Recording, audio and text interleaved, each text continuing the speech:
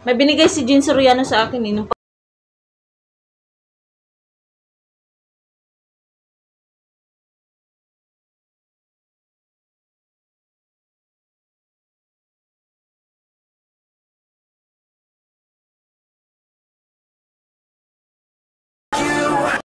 So, ayan na guys, update na naman tayo. So, time check natin, it's already, ano, ang oras na ba?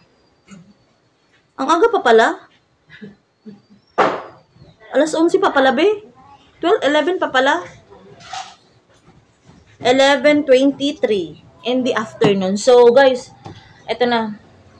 May binigay si Jean Soriano sa akin eh. Nung pag-gising ko kinaumagahan, kaninang umaga, may binigay siya sa akin. So, ito yon. Ayan, binigay niya sa akin. So, bubuksan natin siya.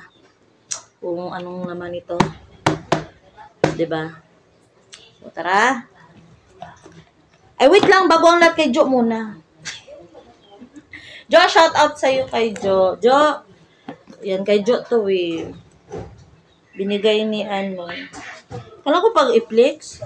Huwag na, baka masira ko pa to eh. Ito yung kay Jo. May sling, ano to eh.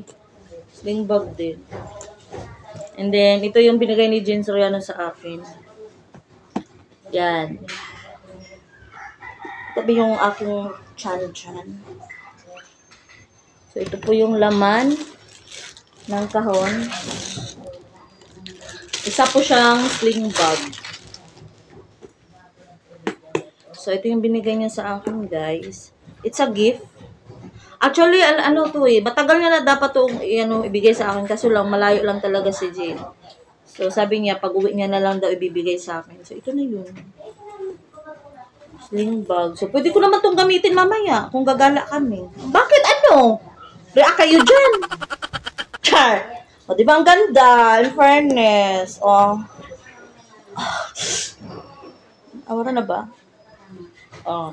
Yan ang ano natin. Flex ko lang itong bag na binigay ni Jane. Oh, gagamitin ko to. Mga marites kayo dyan eh. Charot lang. So anyway, yan lang guys. So mamaya, update ko na naman kayo kung anong gagawin namin. So, see ya later.